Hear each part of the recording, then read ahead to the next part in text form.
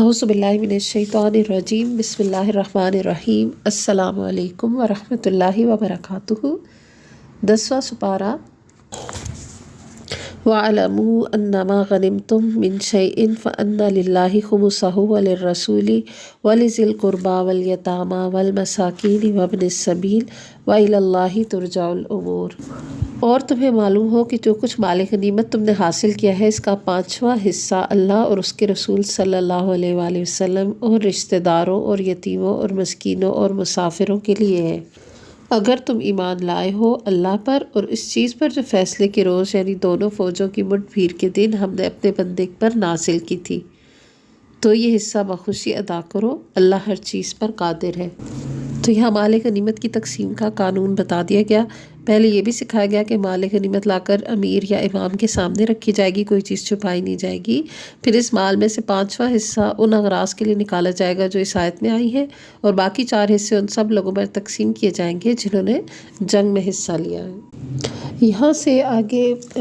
یوم الفرقان کا بھی جو ذکر آیا ہے، تو یوم فرقان سے مراد جنگ بدر ہے۔ جنگ بدر میں مسلمانوں کی اللہ سبحانہ وتعالیٰ نے کس طرح سے مدد فرمائی، یہ تذکرہ بھی آتا ہے۔ اور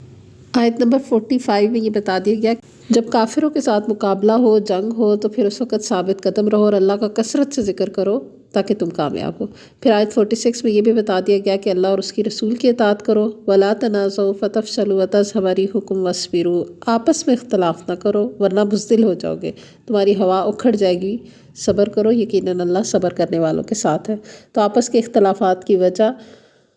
سے ہی بزدلی اور پھر اس کے بعد ہوا اکھڑ جانا یعنی کہ مضبوطی قائم نہ رہنا ہوتا ہے، تو اس لیے اللہ سبحانہ تعالیٰ نے یہ نصیحت کی۔ پھر اہل کفر کے سے ایک رویے سے منع کیا گیا کہ جس طرح وہ جنگوں کے لیے نکلتے تھے تو بڑے تکبر، ریاکاری کرتے ہوئے اور اللہ کے راستے سے روکتے ہوئے، تو یہ 3 کام تم نے نہیں کرنے۔ کیا؟ ایک نکلتے ہوئے تکبر، ریاکاری، لوگوں کو دکھانا، اور اللہ کے راستے سے روکنا، یہ برے کام ہیں تینوں، ان تینوں سے بچنا ہے۔ پھر آیت نمبر 50 میں یہ بھی ذکر بتا دیا گیا کہ کس طرح سے کافروں کی روحیں قبض کی جاتی ہیں۔ جب کافر لوگ جان ان کی نکلتی ہے تو ان کے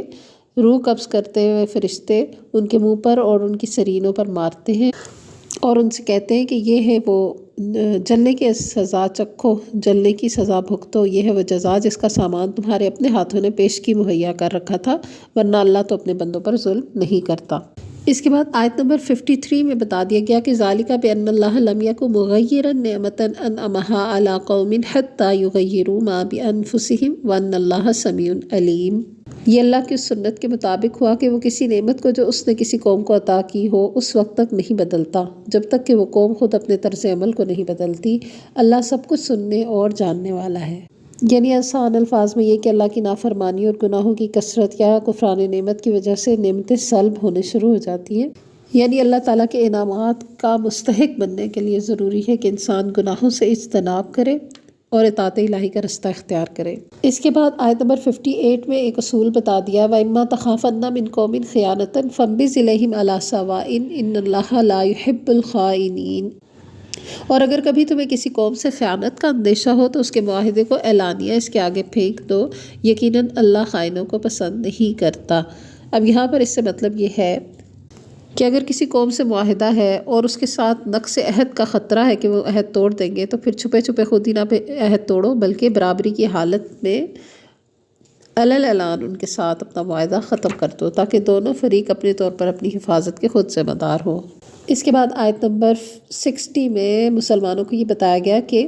وقت سے پہلے اپنی قوت تیار رکھیں، اپنی جنگی قوت مہیا کر کے رکھیں، تیار رکھیں کہ اچانک حملے کی صورت میں اس وقت تیاری ممکن نہیں ہوتی، تو پہلے سے اپنے آپ کو ریڈی رکھیں۔ اور یہ بھی سکھایا گیا کہ اگر دشمن قوم جو ہے وہ صلح کرنا چاہتی ہے تو صلح کو پریفر کیا جائے گا اور اللہ پر بھروسہ کیا جائے گا، کیونکہ ڈاؤٹس تو ہوتے ہیں کہ شاید کہیں دھوکہ نہ دے رہے ہو، لیکن اگر کوئی صلح کرنا چاہ رہا ہے تو اللہ پر بھروسہ کر کے صلح کو پریفر کیا جائے گا۔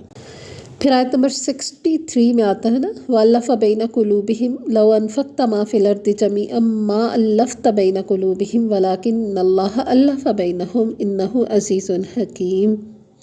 وہی تو ہے جس نے اپنی مدد سے اور مومنوں کے ذریعے سے تمہاری تائید کی اور مومنوں کے دل ایک دوسرے کے ساتھ جوڑ دیے۔ تم روئے زمین کی ساری دولت بھی خرچ کر ڈالتے تو ان لوگوں کے دل نہیں جوڑ سکتے تھے، مگر وہ اللہ ہے جس نے ان لوگوں کے دل جوڑے، یقیناً وہ بڑا زبردست اور دانا ہے۔ اے نبی تمہارے لیے اور تمہارے پیرو اہل ایمان کے لیے تو بس اللہ کافی ہے۔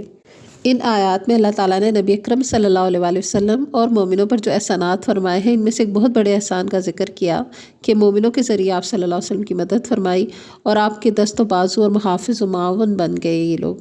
اور مومنوں پر بھی یہ احسان کیا کہ وہ جو آپس میں دشمنیاں اور عداوتیں تھیں ان کو محبت اور الفت میں بدل دیا، اور یہ صرف اللہ ہی کر سکتا ہے کہ دلوں کی دشمنی کو دور کر کے محبت میں بدل دے، کیونکہ اس کا فیصلہ بھی اسی آیت میں بتا دیا گیا کہ اگر ساری زمین کی دولت بھی کوئی بندہ خرچ کرے تو کسی کے دل نہیں جوڑ سکتا، یہ تو اللہ ہی احسان کرتا ہے۔ اس کے بعد آیت نمبر 65 میں شوق جہاد ابھارنے پر تلقین کی گئی۔ اس کے بعد قیدیوں سے متعلق احکامات دیے گئے، اور قیدیوں سے متعلق احکامات میں اللہ سبحانہ وتعالیٰ نے یہ بھی بتا دیا کہ یا ایھا النبی کل من فی ایدیکم من الاسریٰ ان یعلم اللہ فی قلوبکم خیرا یؤتکم خیرا مما اخذ منکم ویغفر لکم واللہ غفور الرحیم۔ اے نبی صلی اللہ علیہ وآلہ وسلم، تم لوگوں کے قبضے میں جو قیدی ہیں ان سے کہو اگر اللہ کو معلوم ہوا کہ تمہارے دلوں میں کچھ خیر ہے تو وہ تمہیں اس سے بڑھ کر خیر دے گا جو تم سے لیا گیا، اور تمہاری خطائیں معاف کرے گا، اللہ درگزر کرنے والا اور رحم کرنے والا ہے۔ لیکن اگر وہ تمہارے ساتھ خیانت کا ارادہ رکھتے ہیں تو اس سے پہلے وہ اللہ کے ساتھ خیانت کر چکے، چنانچہ اسی کی سزا اللہ نے انہیں دی کہ وہ تمہارے قابو میں آ گئے، اللہ سب کچھ جانتا ہے اور حکیم ہے۔ اچھا، یہ ہے تو آیت قیدیوں کے بارے میں، اور ان سے خطاب کیا گیا ہے، ان کو کہلوایا گیا کہ دلوں میں اگر خیر ہوگی تو فائدہ ہی ہوگا تمہیں۔ مگر اس آیت کو ذرا عام ویسے بھی پڑھ کر اپنے اوپر بھی سوچیں ذرا اس کے بارے میں۔ یعلم اللہ فی قلوبکم خیرا یؤتکم خیرا، اگر تمہارے دلوں میں اچھائی بھلائی خیر ہوگی نا تو اللہ تمہیں کچھ خیر ہی دے دے گا، مما اخذ منکم، اس کے بجائے جو تم سے لیا گیا۔ تو بندے کا دل اللہ دیکھتے ہیں نا، چاہے وہ قید میں ہیں اور ان کے کیا معاملات ہیں، اور یہ آگے بتا بھی دیا گیا نا کہ تم اسی لیے خیانت تھی تمہارے دل میں، اسی لیے تو تم پکڑائی دے گے۔ تو خیانت بہت بری چیز ہے جو دل کے اندر ہوتی ہے، جتنا دل صاف ہوگا اتنا اللہ کی رحمت قریب ہوگی۔ اور اس سورت کی آخری آیت میں فرمایا، سیکنڈ لاسٹ آیت، والذین آمنوا وہاجروا وجاہدوا فی سبیل اللہ والذین آووا ونصروا اولئک ھم المؤمنون حقا لہم مغفرۃ ورزق کریم۔ جو لوگ ایمان لائے اور جنہوں نے اللہ کی راہ میں گھر بار چھوڑے یعنی ہجرت کی اور جد و جہد کی، اور جنہوں نے پناہ دی اور مدد کی، وہی سچے مومن ہیں،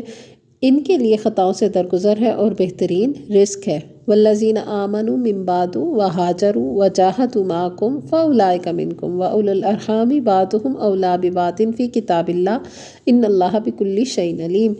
اور جو لوگ بعد میں ایمان لائے اور ہجرت کر کے آ گئے اور تمہارے ساتھ مل کر جد و جہد کرنے لگے، وہ بھی تم میں ہی شامل ہیں، مگر اللہ کی کتاب میں خون کے رشتہ دار ایک دوسرے کے زیادہ حقدار ہیں، یقیناً اللہ ہر چیز کو جانتا ہے۔ اب یہاں پر نا اس آخری آیت میں جو پہلے اخوت یا حلف کی بنیاد پر وراثت میں بھی لوگ حصے دار بنتے تھے، تو اس آیت نے اس کو منسوخ کر دیا۔ اب وارث صرف وہی ہوں گے جو نسبی اور سسرالی رشتوں میں منسلک ہوں گے، اور وہ پچھلا حکم جو پہلے عارضی طور پر نافذ کیا گیا تھا اب وہ ضرورت ختم ہونے پر منسوخ کیا جا رہا ہے، اور اصل حکم یہی تھا جسے اب بالآخر نافذ کر دیا گیا۔ اس کے بعد سورۃ التوبہ،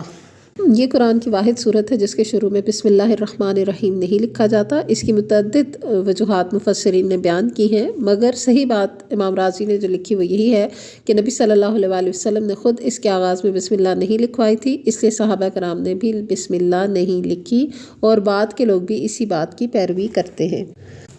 اس سورہ کے تقریروں کے 3 حصے شامل کر لیجئے۔ پہلی تقریر آغاز سورہ سے 5ویں رکوع کے آخر تک چلتی ہے۔ اس کا زمانہ نزول ذوالقعدہ 9 ہجری یا اس کے لگ بھگ ہے۔ نبی صلی اللہ علیہ وآلہ وسلم اس سال حضرت ابوبکر رضی اللہ عنہ کو امیر الحاج مقرر کر کے مکہ مکرمہ روانہ کر چکے تھے کہ یہ حصہ نازل ہوا، اور آپ صلی اللہ علیہ وسلم نے فوراً سیدنا علی رضی اللہ عنہ کو ان کے پیچھے بھیجا تاکہ حج کے موقع پر تمام عرب کے نمائندہ اجتماع میں اسے سنائیں، اور اس کے مطابق طرز عمل تجویز کیا گیا تھا اس کا اعلان کر دیں۔ دوسری تقریر رکوع نمبر 6 کی ابتدا سے رکوع 9 کے اختتام تک چلتی ہے، جبکہ نبی صلی اللہ علیہ وسلم غزوہ تبوک کی تیاری کر رہے تھے۔ اس میں اہل ایمان کو جہاد پر اکسایا گیا ہے، اور ان لوگوں کو سختی کے ساتھ ملامت کی گئی ہے جو نفاق یا ضعف ایمان یا سستی اور کاہلی کی وجہ سے اللہ کی راہ میں جان اور مال کا جہاد نہ کریں اور اس کو جان اور مال کا ضیاع سمجھیں اور اس سے جی چرائیں۔ پھر جو تیسرا حصہ ہے وہ رکوع نمبر 10 سے شروع ہو کر سورت کے اختتام تک ہے، اور یہ غزوہ تبوک سے واپسی پر نازل ہوئی۔ اس کے متعدد حصے ہیں جو انہی ایام میں مختلف مواقع پر اترے، اور بعد میں نبی صلی اللہ علیہ وآلہ وسلم نے اشارہ الہی سے ان سب کو اکٹھا کیا، ایک سلسلہ تقریر میں منسلک کر دیا۔ مگر چونکہ وہ ایک ہی مضمون اور ایک ہی سلسلہ واقعات سے متعلق ہیں، اس لیے ربط تقریر میں کہیں خلل نہیں آیا۔ اس میں منافقین کی حرکات پر تنبیہ بھی ہے، غزوہ تبوک سے پیچھے رہ جانے والوں پر ڈانٹ ڈپٹ بھی ہے، اور ان صادق الایمان لوگوں پر ملامت کے ساتھ معافی کا اعلان ہے جو اپنے ایمان میں سچے تھے مگر جہاد فی سبیل اللہ میں حصہ لینے سے رک گئے تھے۔ براءۃ من اللہ ورسولہ الی الذین عاہدتم من المشرکین، اعلان برات ہے اللہ اور اس کے رسول کی طرف سے ان مشرکوں کو جن سے تم نے معاہدے کیے ہیں۔ بس تم لوگ ملک میں 4 مہینے اور چل پھر لو، اور جان رکھو کہ تم اللہ کو عاجز کرنے والے نہیں ہو، اور یہ کہ اللہ منکرین حق کو رسوا کرنے والا ہے۔ تو یوم حج اکبر یعنی 10 ذی الحجہ یوم النحر کو یہ اعلان کرنے کا حکم ہو گیا، اور مشرکین سے برات اختیار کر لی گئی اللہ رسول صلی اللہ علیہ وآلہ وسلم کی طرف سے، اور انہیں 4 مہینے کی مدت کا ایک الٹیمیٹم ملا کہ اس عرصے میں وہ یا تو اسلام قبول کر لیں پھر یہاں رہیں، یا ادروائز پھر ان کو یہاں سے جانا ہوگا۔ اس کے بعد آیت نمبر 17 میں مشرکوں کی ایک غلط فہمی کا ازالہ کیا گیا۔ ما کان للمشرکین ان یعمروا مساجد اللہ شاہدین علی انفسہم بالکفر اولئک حبطت اعمالہم وفی النار ہم خالدون۔ مشرکین کا یہ کام نہیں ہے کہ وہ اللہ کی مسجدوں کے مجاور اور خادم بنے، درآں حالانکہ اپنے اوپر وہ خود کفر کی شہادت دے رہے ہیں، ان کے تو سارے اعمال ضائع ہو گئے اور جہنم میں انہیں ہمیشہ رہنا ہے۔ اچھا، وہ یہ سوچتے تھے نا کہ ہم تو کعبہ اللہ کے مجاور ہیں، ہم تو خدمتگار ہیں کعبہ کے، تو یہاں پر یہ بتا دیا گیا صاف الفاظ میں کہ ان کے وہ اعمال جو بظاہر نیک لگتے ہیں جیسے طواف، عمرہ، حاجیوں کی خدمت، کھانا کھلانا وغیرہ، کیونکہ یہ ایمان کے بغیر ہیں تو ایسے درخت کی طرح جو بے ثمر ہے، ان پھولوں کی طرح ہے جن میں خوشبو نہیں ہے، تو ان اعمال کا کوئی اجر نہیں ہے، کیونکہ یہ کام تو اہل ایمان کا کرنے والا ہے کہ وہ اللہ کی مسجدوں کو آباد کریں۔ اور بڑی خوبصورتی سے آیت 19 میں بتا دیا کہ اجعلتم سقایۃ الحاج وعمارۃ المسجد الحرام کمن آمن باللہ والیوم الآخر وجاہد فی سبیل اللہ لا یستوون عند اللہ واللہ لا یہدی القوم الظالمین۔ کیا تم لوگوں نے حاجیوں کو پانی پلانے اور مسجد حرام کی مجاوری کرنے کو اس شخص کے کام کے برابر بنا لیا ہے جو ایمان لایا اللہ پر اور روز آخر پر، اور جس نے جانفشانی کی اللہ کی راہ میں؟ اللہ کے نزدیک تو یہ دونوں برابر نہیں ہیں، اور اللہ ظالموں کی رہنمائی نہیں کرتا۔ تو اب دیکھیں وہ مشرکین مکہ پہلے ہی ادھر بڑے بنے بیٹھے تھے اور وہ کریڈٹ بھی خود ہی اون کر رہے تھے، تو اس طرح بہت جگہ ایسے ہوتا ہے نا کہ کسی چیز کا کریڈٹ اون کرنے والا تو کسی نہ کسی وجہ سے حیثیت میں اونچا بن کے بیٹھا ہوتا ہے، لیکن ایمان تو ایک ایسی چیز ہے جو کسی کے بھی دل میں ہو سکتا ہے، اور اللہ تو ایمان کو دیکھتا ہے، تو کسی بھی چیز کا کریڈٹ اون کرنے سے بات نہیں بنے گی، اس کا تو کوئی مقابلہ ہی نہیں جو اللہ پر ایمان لایا اور آخرت پر ایمان لایا، اور اللہ جس نے جانفشانی کی اللہ کی راہ میں، تو جو اللہ کے لیے ڈیڈیکیٹڈ ہے اور پیور ہے، اس کا مقابلہ نہیں ہے پھر ان چیزوں کے ساتھ۔ اور پھر ایسے مجاہدین فی سبیل اللہ کے لیے جو اللہ کے راستے میں جان و مال سے جہاد کرتے ہیں، ان سب کے لیے خوشخبریاں بھی دی گئی اگلی آیات میں۔ اور یہ بھی فیصلہ کن بات بتا دی گئی کہ اگر اہل خانہ میں سے بھی کوئی کفر کو ترجیح دے رہا ہے تو اس کے ساتھ دوستی نہیں کی جائے گی، ایمان چھوڑ کے کفر کو ترجیح دے رہا ہے تو وہ پھر اولیاء میں شامل نہیں ہوگا۔ اس کے بعد آیت نمبر 25 میں جنگ حنین کا ذکر ہے، اور اس سے آگے بھی، اور اس میں مسلمانوں کی تربیت کر کے اللہ تعالیٰ نے ان کی مدد کی اور ان کو کافروں کو مزہ چکھایا شکست کا۔ اور اس میں مسلمانوں کو سیکھنے کی ایک یہ بات بہت اہم ہے کہ بے شک جنگی تیاری کرنی چاہیے، عدد بھی زیادہ ہو تو اچھی بات ہے، لیکن ساری تیاری اور ہر قسم کی عددی قوت زیادہ ہونے کے باوجود بھروسہ صرف اللہ سبحانہ و تعالیٰ پر ہوگا۔ اس کے بعد آیت نمبر 36 اور 37 میں کچھ باتیں جو حرام مہینوں سے متعلق بتا دی گئی، جس میں یہ بتایا گیا کہ جب سے دنیا بنی ہے تو سال 12 مہینوں کا ہوتا ہے، اور جس میں سے 4 حرام ہیں، ذی القعدہ، ذی الحجہ، محرم اور رجب۔ تو یہ شروع سے حرام مہینے ہیں، ان کی حرمت اللہ تعالیٰ نے بتائی ہے، لیکن کفار جو تھے وہ ایک نسی کا قانون انہوں نے بنایا تھا جس میں اپنی مرضی سے اللہ کے حرام کردہ مہینوں میں عدل بدل کرتے رہتے تھے، انٹرچینج کرتے رہتے تھے۔ تو یہ ایک ایسا قانون تھا جو شیطان نے ان کو خوشنما، ان کے دماغ میں ان کے اعمال بنا دیے تھے، تو اس لیے ان کو یہ اپلیکیبل لگ رہا تھا۔ اور وہ اپنی مرضی سے چاہتے تھے کہ جب چاہیں وہ حرمت والے مہینوں کا پاس نہ ان کو کرنا پڑے اور جنگ جب چاہے کر سکیں، تو اس لیے وہ اپنی مرضی سے انٹرچینج کر کے مہینے عدل بدل کرتے تھے۔ تو اس کو ایک تردید کی گئی اللہ کی طرف سے کہ ایسا کوئی قانون اللہ کی شریعت میں نہیں ہے۔ پھر آگے آیت 38 سے آنورڈس اللہ سبحانہ وتعالیٰ نے جہاد فی سبیل اللہ کی طرف مسلمانوں کو ایک تو ابھارا بھی ہے، دوسرا اپنی مدد کے کچھ واقعات بیان کیے جب آپ صلی اللہ علیہ وآلہ وسلم حضرت ابوبکر صدیق رضی اللہ عنہ کے ساتھ ہجرت کے سفر میں غار میں تھے، تو اللہ سبحانہ وتعالیٰ نے اپنے اندیکھے لشکروں کے ساتھ ان کی ایسی مدد کی کہ وہ کافروں کی شر سے بچ گئے الحمدللہ۔ تو پھر اس لیے ابھارا گیا کہ ہلکے ہو یا بوجھل، تنگی لگ رہی ہے یا آسانی، سفر قریب کا ہے کہ دور کا، ہر حال میں اللہ کے راستے میں نکلنا چاہیے، جان سے مال سے اللہ کے راستے میں حاضر رہنا چاہیے۔ اب آگے 54 آیت میں اور 53 اور 54 میں اللہ سبحانہ وتعالیٰ نے ان لوگوں کا ذکر کیا کہ جو پکے عقیدے کے منافق تھے، بظاہر ہی صرف مسلمان تھے، تو اگر ان کے لیے فرما دیا کہ چاہے خوشی سے خرچ کریں چاہے ناخوشی سے، ہر حال میں ہی دونوں طرح سے ان کا کچھ بھی دیا ہوا قبول نہیں ہوگا، کیونکہ جب ایمان ہی نہیں ہے تو پھر ان کی قبولیت کیسے ممکن ہے۔ اور ان کی حالت یہ ہے وَلَا يَأْتُونَ الصَّلَاةَ إِلَّا وَهُمْ كُسَالَىٰ، کہ بس سستی سے ہی نماز کی طرف آتے ہیں ورنہ نہیں آتے۔ اور مال جو خرچ کرتے ہیں، اگر کبھی کرنا پڑے اللہ کے راستے میں تو وہ کیسے خرچ کرتے ہیں؟ صرف اور صرف کراہت کے ساتھ، دل تنگ ہو کے ناپسندیدہ سمجھ کے تو وہ بس مال نکالتے ہیں۔ تو نہ نکالیں، کیونکہ نکال کے بھی ان کا تو قبول ہو ہی نہیں رہا، نہ نکال کے بھی قبول نہیں ہوگا کیونکہ ایمان ہی نہیں ہے۔ تو اصل چیز ہے ایمان۔ اور یہ بھی بتا دیا گیا ساتھ ہی کہ ان کی بڑھتی چڑھتی مال اور اولاد کو دیکھ کر کوئی ریجھے نہ، کوئی دھوکہ نہ کھائے، کیونکہ انہی کی وجہ سے یہ عذاب میں مبتلا رہیں گے اور انہی کی وجہ سے یہ دھوکے اور غفلت میں پڑے پڑے یہ اگلے جہان پہنچ جائیں گے،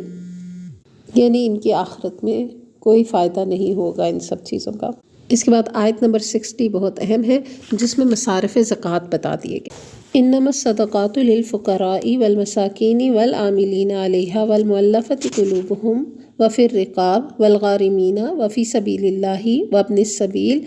فریضۃ من اللہ واللہ علیم حکیم۔ یہ صدقات تو دراصل فقیروں اور مسکینوں کے لیے ہیں، اور ان لوگوں کے لیے جو صدقات کے کام پر مامور ہوں، اور ان کے لیے جن کی تالیف قلب مطلوب ہو، نیز یہ گردنوں کے چھڑانے اور قرضداروں کی مدد کرنے میں اور راہ خدا میں اور مسافر نوازی میں استعمال کرنے کے لیے ہیں۔ ایک فریضہ ہے اللہ کی طرف سے، اور اللہ سب کچھ جاننے والا اور دانا اور بینا ہے۔ پھر آیت نمبر 67 میں منافقوں کی کچھ صفات اور بتائی گئیں کہ جو جن سے بچنا چاہیے، اپنے اندر تو نہیں ہے ایسا کچھ، دیکھ لیں کہ وہ برائی کا حکم دیتے ہیں، معروف باتوں سے روکتے ہیں، اپنے ہاتھ نیکی اور خیر کے کاموں سے روک روک کے رکھتے ہیں۔ اور اس کے بعد اس کے اپوزٹ 71 آیت میں مومن لوگوں کا ذکر کیا گیا، یعنی مومنین کی صفات کیا ہے کہ وہ نیکی کا حکم دیتے ہیں، برائی سے روکتے ہیں، نماز قائم کرتے ہیں، زکوٰۃ خرچ کرتے ہیں، زکوٰۃ دیتے ہیں، وَيُطِيعُونَ اللَّهَ وَرَسُولَهُ، اور اللہ اور اس کے رسول کی اطاعت کرتے ہیں۔ تو دونوں کا بالکل اپوزٹ ہے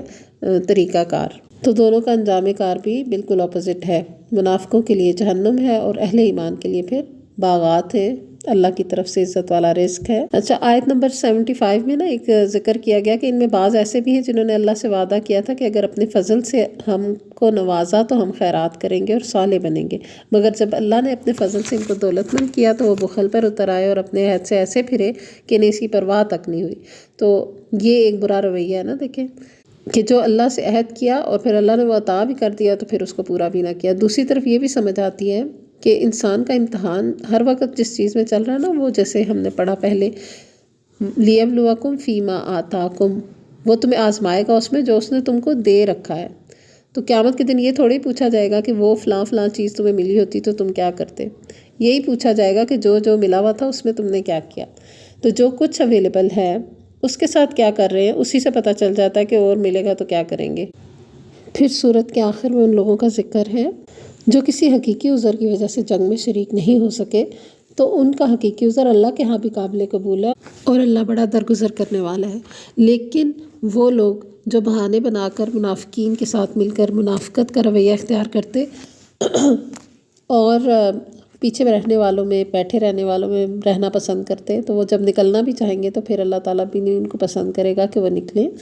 رضوا بأن يكونوا مع الخوالف وطبع الله على قلوبهم فهم لا يعلمون۔ اور اللہ نے ان کے دلوں پر ٹھپا لکھا دیا کیونکہ انہوں نے گھر میں بیٹھنے والیوں میں شامل ہونا پسند کیا، اسی لیے اب یہ کچھ نہیں جانتے کہ اللہ کے ہاں ان کی اس روش کا کیا نتیجہ نکلے گا۔